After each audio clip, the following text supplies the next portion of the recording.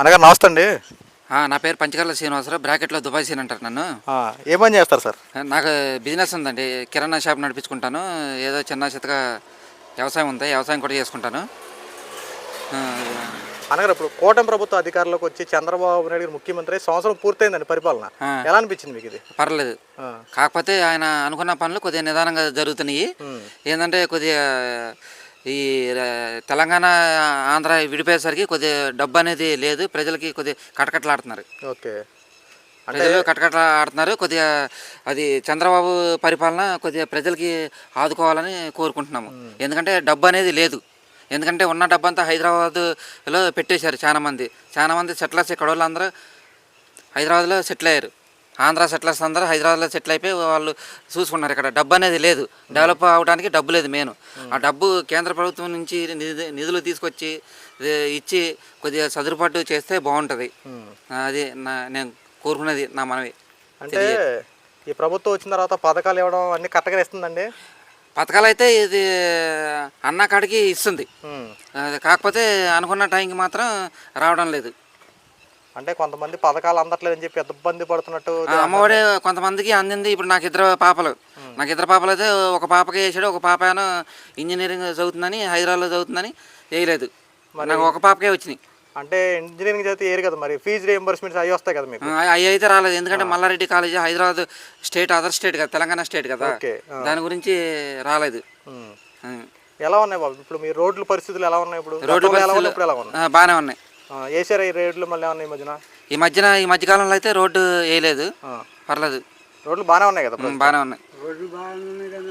అంటే రోడ్లు బాగున్నాయంటే కొన్ని ఏరియాలో బాగోలేదు. ఇప్పుడు జంగారెడ్డిగూడెం, అది ఏలూరు జంగారెడ్డిగూడెం అనగా అటువంటి రూట్లో బాగోలేదు. అటువంటి చిన్న రోడ్లు, సింగిల్ లైన్, 2 లైన్. మీరు రైతు అంటున్నారు, కిరాణా షాప్ అంటున్నారు. ఇప్పుడు ఎలా ఉన్నాయి? రైతులకి పండిన పంటకి 24 గంటల్లో డబ్బులు జమ చేస్తారంటారు. అది డబ్బులు వస్తున్నాయి. అవి వస్తున్నాయి. ఓకే. అంటే ఎలా ఉంది మీ ఏరియా ఎమ్మెల్యే గారి పరిపాలన ఎలా ఉంది? పర్లేదు, బాగానే ఉంది. ప్రభాకర్ గారు బాగానే ఉంది. కష్టం అని చెప్పి ఆయన దగ్గరికి వెళ్తే వెంటనే తీరుస్తున్నారా? తీరుస్తున్నారు. అధికారుల నుంచి తీరుస్తున్నారా? తీరుస్తున్నారు. బాబు ఇప్పుడు ఈ ఫంక్షన్ లోడ్ పెంచారు కదా, ఫంక్షన్ లో 3,000 రూపాయలు 4,000 రూపాయలు చేశారు. అది అందుతున్నాయి ఇటు? అందుతున్నాయి, వస్తున్నాయి. ఫంక్షన్ లో ఫస్ట్ తారీఖున రాగానే ఇస్తున్నారు. ఫంక్షన్ కి డోకాలేదు. అంటే ఇప్పుడు వాలంటీర్లు లేరు మనకి. వాలంటీర్లు లేదు. కాకపోతే రేషన్ బియ్యం మాత్రం తీయటం తప్పు అయిపోయింది. కొద్దిగా ముసలి వాళ్ళు తెచ్చుకోవాలంటే వాళ్ళు ఇబ్బంది పడుతున్నారు. అంటే మీరన్నట్టుగానే ఇప్పుడు రేషన్ వ్యాన్లు ఉన్నాయి కదా, అవి ఆపేసారు, షాపులు పెట్టారు. అసలు షాపులు ఉంటే బెస్టా, వ్యాన్లు ఉంటే బెస్ట్? వ్యాన్లు ఉంటేనే బెస్ట్. ఎందుకంటే షాపుల కాడికి ఇప్పుడు ఒక్కొక్కడు వెళ్తాడు, ఒక్కొక్కడు వెళ్ళలేడు. ఒక్కొక్కరు కొంతమంది కూలీనాలు చేసుకునేటోళ్ళు వాళ్ళు వెళ్ళాలంటే కొద్దిగా ఇబ్బందికరంగా ఉంటుంది. ముసలి వాళ్ళు వెళ్ళాలంటే ఇబ్బందికరంగా ఉంటుంది. ఎవడన్నా తెచ్చి పెట్టమంటే వాళ్ళకి చాలా ఇబ్బందికరంగా ఉంటుంది. వ్యాన్ పెడితే బాగుంటుంది. అంటే ఈ నెల నుండి ఎవరైతే లేవలేని ముసలోళ్ళు వాళ్ళు ఉన్నారు కదా, వాళ్ళకి ఎవరైతే డీలర్లు ఉన్నారో వాళ్ళే తీసుకెళ్ళి ఇవ్వడానికి ప్రభుత్వం ఆదేశాలు జారీ చేసింది. వాళ్ళు ఇస్తున్నారు అలాగ? ఇప్పుడు వాళ్ళు ఇస్తున్నారు లేదు, అది ఇవ్వలేదా? ఈ నెల నుండి ప్రారంభించారు అవి. ఎందుకంటే కూలీనాలు చేసుకుంటారు. పొద్దున్నే కూలి పనికి వెళ్తారు, సాయంత్రం వస్తారు. గబుక్కుని ఇంటింటికి వెళ్తే ఆ టైంకి ఏదో టైంలో వస్తాయి కాబట్టి తీసుకోవడానికి ఆస్కారంగా ఉంటుంది. పని కట్టుకుని అక్కడికి వెళ్ళాలంటే వీళ్ళు కూలి మానుకుని వెళ్ళాలంటే చాలా ఇబ్బందికరంగా ఉంటుంది ఇది మాత్రం. ఓకే. ఇప్పుడు గ్యాస్ బండ్లు ఒకటి ఇచ్చారు కదా, గ్యాస్ బండ్లు అని చెప్పి అవి ఎంత ఉన్నాయన్న? అందిని, నాకైతే అందిని. ఇబ్బంది ఏమైనా ఉన్నాయా ఇంకా మీకు? అన్న ఇబ్బంది ఏం లేదు. ఇదే ఇక నేను చెప్పదలిసింది అదే అన్నట్టు. అంతే. నాకు ఇంట్లో ఒకటి పడలేదు. జగన్ హయాంలో పడలేదు. చంద్రబాబు హయాంలో రాసుకున్నారు, చేశారు. చంద్రబాబు హయాంలో రాలేదు. జగన్ వచ్చాక జగన్ కూడా రాలేదు. మళ్ళీ ఇప్పుడు చంద్రబాబు హయాం వచ్చింది. ఇందులో రావాలని నేను కోరుకుంటున్నాను. నాకు ఇంట్లో రాలేదు. కూటమి ప్రభుత్వ అధికారంలోకి వచ్చిన తర్వాత సూపర్ 6 పథకాలు అవలంబిస్తూ ప్రజలకు మెరుగైన జీవన విధానాన్ని అందిస్తున్నారు ముఖ్యమంత్రి చంద్రబాబు నాయుడు గారు. అయితే దీని మీద వైఎస్ఆర్సీపీ పార్టీ వాళ్ళు పెద్ద ఎత్తున బురద జల్లే వ్యాఖ్యలు చేస్తూ ఉన్నారు. చంద్రబాబు నాయుడు గారు పథకాలు ఎగ్గొట్టేశారని, చంద్రబాబు నాయుడు పథకాలు ఇవ్వట్లేదని చెప్పి పెద్ద ఎత్తున బురద జల్లే వ్యాఖ్యలు చేసిన ప్రతి ఒక్కరికి ఒకసారి వాస్తవాలు తెలుసుకుంటే, ముఖ్యమంత్రి చంద్రబాబు నాయుడు గారు అన్న మాట ప్రకారంగా 3,000 రూపాయలు ఉన్న పెన్షన్ 4,000 రూపాయలు చేశారు. ఇది అందరికి అందుతోంది. అంతేకాకుండా ఇప్పుడు ఏదైతే దీపం పథకం కింద 3 సిలిండర్లు ఇస్తూ ఉన్నారు, దాన్ని కూడా ప్రజలు స్వాగతించారు. ఇది కూడా పర్ఫెక్ట్గా అందరికి అందుతూ ఉంది. ఏదైతే తల్లికి వందనం కింద ఇంట్లో ఎంతమంది పిల్లలు ఉంటే ఆ పిల్లలు చదువుకుంటే ఆ తల్లుల ఖాతాల్లో అంతమందికి తల్లికి వందనం పడేలా చంద్రబాబు నాయుడు గారు చర్యలు తీసుకోవడం, ఇవన్నీ ఒక ఎత్తు అయితే, వాస్తవానికి కొంతమంది ప్రజలకు తెలియదు ఏంటంటే ఒక గైడ్ లైన్స్, ఒక క్రైటీరియా ఉంటుంది.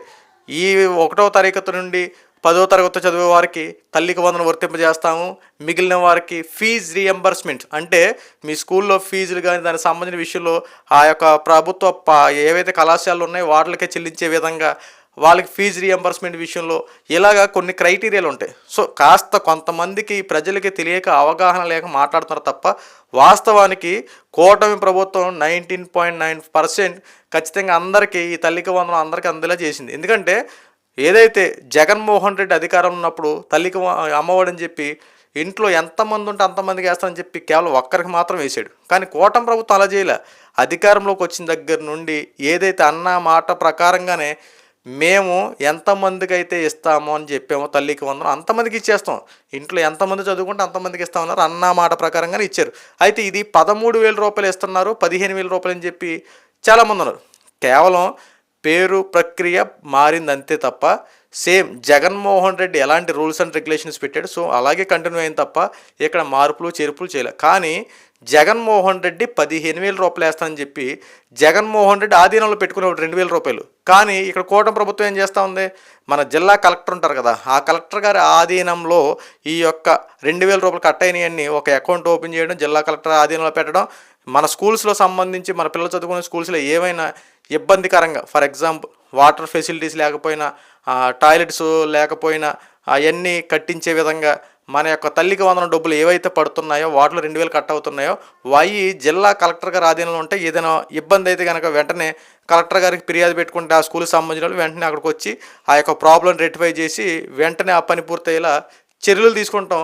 హ్యాట్స్ ఆఫ్ అని చెప్పాలి. అంటే చదువుకున్నటువంటి నాయకుడు ఒక మంత్రి స్థానంలో ఉండి ఈ యొక్క ఎడ్యుకేషన్ని ఈ రకంగా ముందుకు తీసుకెళ్తున్నాడంటే నిజంగా నారా లోకేష్ గారికి చేతులెత్తి నమస్కరించవచ్చండి ఈ విషయంలో. అంతేకాకుండా పుస్తకాల విషయంలో కూడా ముఖ్యమంత్రి చంద్రబాబు నాయుడు గారి యొక్క తనయుడు అనిపించుకున్నాడు ఒక రకంగా చెప్పాలంటే. ఎలాంటి రాజకీయ ఫోటోలు కానీ, ఎలాంటి రాజకీయ నాయకుల ఫోటోలు కానీ, ఎలాంటి ఒక పార్టీ కలర్స్ కానీ ఇలాంటి ఏమీ లేకుండా ఒక క్రైటీరియా ప్రకారం ఒక సిస్టమేటిక్గా బుక్స్ విధానం కూడా నారా లోకేష్ గారు తనదైన మార్గం చూపించారు. సో ఇలాగా కూటమి ప్రభుత్వం అన్నమాట ప్రకారంగా ఒక్కటొక్కటికి నెరవేరుస్తూ ప్రజల యొక్క మనలు పొందుతుంటే కొంతమంది బురద జల్లే వ్యాఖ్యలు చేయడం పనిగా పెట్టుకున్నారు. వాస్తవానికి వీళ్ళు ఏంటంటే 2029లో ఏదో గెలిచిపోతాం, ఈసారి మాదే అధికారం, ఏ ఒక్కడిని విడిచిపెట్టమని చెప్పి వాళ్ళు మాట్లాడుతున్నారు. కానీ వాస్తవం తెలుసుకుంటే కూటమి ప్రభుత్వం అధికారంలోకి వచ్చిన దగ్గర నుండి ఈ రోజు వరకు కూడా ప్రజల పక్షాన వ్యవహరిస్తుంది అనడంలో ఎటువంటి సందేహం లేదు. ఇందులో భాగంగానే సుపరిపాలనకు తొలి అడుగు అని చెప్పి ఒక ప్రజల్లోకి వెళ్ళడమే కానీ టీడీపీకి సంబంధించిన వాళ్ళు వెళ్ళి ప్రతి విషయాన్ని గ్యాదరించి వాళ్ళ యొక్క అభిప్రాయాలన్నీ తెలియపరచడం. సో వాళ్ళు ప్రజల్లోకి వెళ్ళి ప్రతి ఎమ్మెల్యేలు నియోజకవర్గంలో ఉన్నటువంటి కార్యకర్తలందరూ ప్రజల్లోకి వెళ్ళడం, ప్రజల్లో ఎలాంటి స్పందన ఉంది, పథకాలు ఇచ్చినటువంటి పథకాలు అందుతున్నాయా లేదా, ఒకరు అందకపోతే వెంటనే వాటిని శాంక్షన్ చేసే విధంగా, అలాగే కొన్ని అభివృద్ధి పనులు కూడా ఇవన్నీ వాళ్ళకు అనుకున్న విధంగా జరుగుతున్నాయో లేదని చెప్పి ఎంక్వైరీ చేయడమే కాకుండా వెంటనే తెలుసుకుంటున్నారు. దీని మీద ఒక కమిటీ కూడా వేసుకున్నారు.